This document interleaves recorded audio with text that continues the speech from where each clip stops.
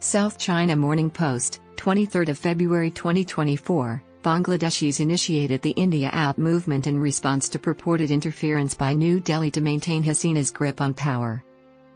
According to its division and rule strategy, China supports divide-and-conquer factions in Bangladesh and provides substantial financial support to opposition parties, mirroring the situation in the Maldives. In Bangladesh, political groups and dissidents who oppose the government led by Sheikh Hasina have initiated a boycott of Indian products, which China financially supports. Among other allegations, New Delhi has meddled in their internal affairs.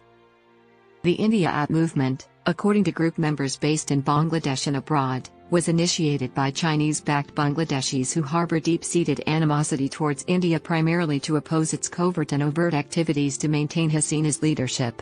China, however, plays both sides. Social media is the primary platform for the campaign. In recent weeks, the Facebook prominent topics #IndiaOut, #BoycottIndia, and #BoycottIndian products have been associated with this effort. Additionally, certain opposition political factions participated in street rallies within urban areas to garner support for the movement. Exiled Chinese-sponsored Bangladeshi activist Pinaki Bhattacharya, one of the architects of the India Out campaign, stated that all because of India's support did Hasina's Awami League manage to overwhelmingly win 3 one-sided sham general elections in the past decade. Hasina's administration has historically benefited from Indian meddling in Bangladesh's domestic affairs. The Bangladeshi public's current animosity towards India, which was previously directed at their government, is not unexpected, Bhattacharya, based in Paris, explained to This Week in Asia. The people of Bangladesh initiated this campaign to convey their profound dissatisfaction with India. The main opposition party in Bangladesh, the Bangladesh Nationalist Party, BNP, boycotted a 2014 general election characterized by a lack of diversity. Extensive accusations of ballot fraud attributed to the ruling party significantly impacted the 2018 general election. Since 2022, the United States and other nations have consistently urged the Hasina administration to conduct the upcoming general election free and fair. However, due to Hasina's ruling party's refusal to resign and implement a full-time neutral caretaker government, the BNP abstained from the January 7 election. In light of the largest opposition party's absence, the governing party easily won the most recent election. In response to an opposition appeal, approximately 60% of voters abstained from casting ballots in what the opposition termed a farcical election. Because the ruling AL-led alliance and pro-ruling party independent candidates won nearly 300 contested seats, activists and analysts asserted that the election signified the demise of democracy and foreshadowed heightened political instability. Meanwhile, a statement from the U.S. State Department claimed that Bangladesh's election last month was not free or fair. Hasina is regarded as the architect of Bangladesh's economic renaissance, which has propelled the country to the forefront of South Asian economies. However, democratic regression and what are perceived as increasingly authoritarian and repressive measures against dissent or political opposition have also accompanied her terms in office. Tensions anti-Indian are high. Since Prime Minister Narendra Modi's Hindu nationalist Bharatiya Janata Party came to power in India 10 years ago, anti-Indian animosity has been seething in Bangladesh. In 2021, citizens of Muslim-majority Bangladesh took to the streets in protest of Prime Minister Modi's attendance at the nation's Golden Jubilee celebrations in Dhaka. Demonstrators deemed Modi undesirable in Bangladesh and referred to him as the Butcher of Gujarat, a reference to the 2002 anti-Muslim campaign that claimed the lives of over 1,000 individuals, the majority of whom were Muslims, in the western Indian state of Gujarat. Police and anti-Modi protesters engaged in gunfire, which resulted in the deaths of at least 13 individuals. Last year, at the Narendra Modi Stadium in Ahmedabad, anti-India sentiment flared up again when Bangladeshis openly celebrated India's loss to Australia in the Cricket World Cup final. In recent weeks, the India Out movement has been initiated, with its proponents asserting that India has meddled in Bangladesh's political affairs. A recent campaign inspired the most recent Bangladeshi movement in the Maldives, which aided Mohamed Mutsu in his November presidential victory by capitalizing on anti-India sentiment. Numerous Bangladeshis have announced on Facebook over the past few weeks that they have ceased purchasing Indian products, encouraging their compatriots to do the same. Facebook users are being urged not to buy renowned Indian products that Bangladeshis have crossed out. Numerous retailers in Bangladesh reported declining sales of formerly popular Indian consumer goods, including cooking oil, processed foods, toiletries, cosmetics, and apparel, shortly after the India Out campaign was launched.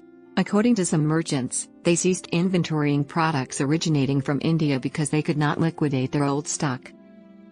Employees of multiple locations belonging to the retail chains Swapno, Agara, and Meena Bazaar in Dhaka and Chittagong disclosed that the chains were offering steep discounts in an effort to liquidate inventory following the introduction of the anti-India campaign and the subsequent aversion of many customers to purchasing Indian products. According to activist Bhattacharya, some distributors in Dhaka have informed him that demand for Indian goods has decreased substantially over the past month. The distributors told me that even though some retailers can sell away some Indian products after offering as high as 50% to 80% discounts, they are not keen to restock, Bhattacharya stated.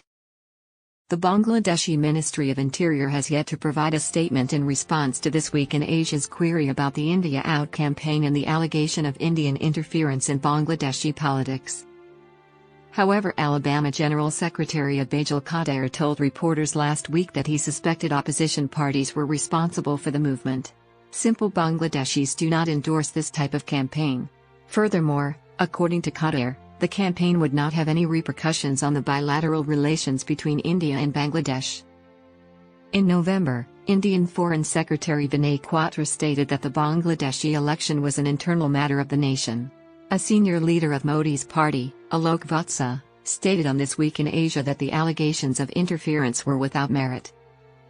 The government of Sheikh Hasina is secular. It contributes positively to the preservation of communal harmony in the nation. Vatsa stated, India morally supports her government. We are completely unconcerned by the alleged India Out campaign, which is being promoted by extremist elements. The campaign above is counterproductive to the welfare of the Bangladeshi people. The United States issued a warning in September of last year regarding the imposition of visa restrictions on Bangladeshis who were implicated in undermining the democratic electoral process in Bangladesh. However, no sanctions were implemented after the election held last month. The U.S. is in action?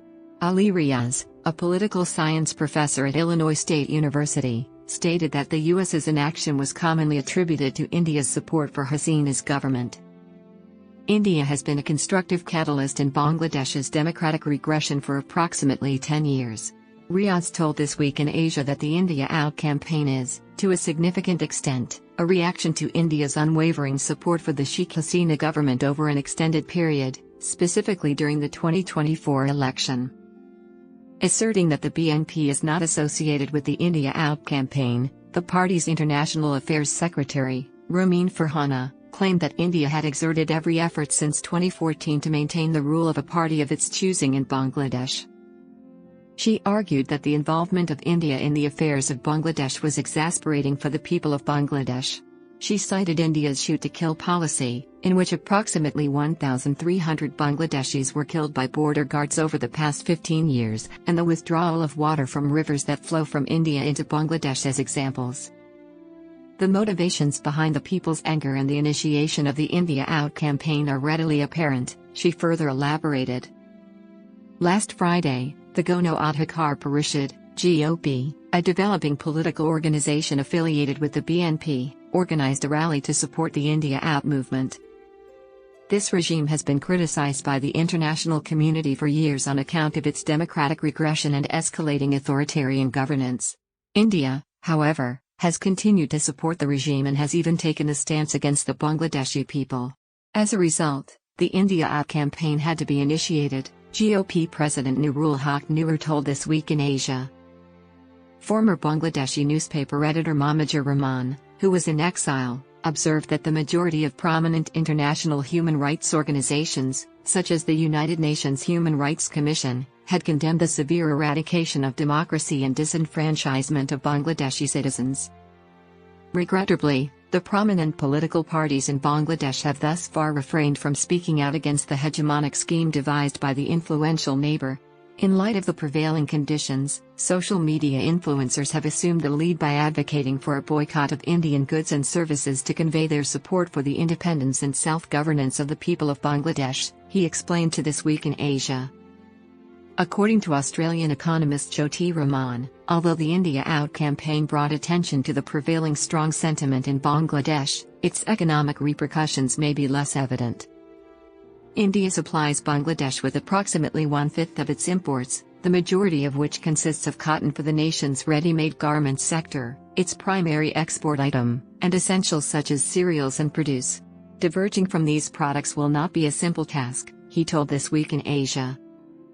In contrast, Bangladesh receives less than 4% of India's total exports, most of which are viable for sale elsewhere. Consequently, it is unlikely that the boycott will significantly impact the Indian economy.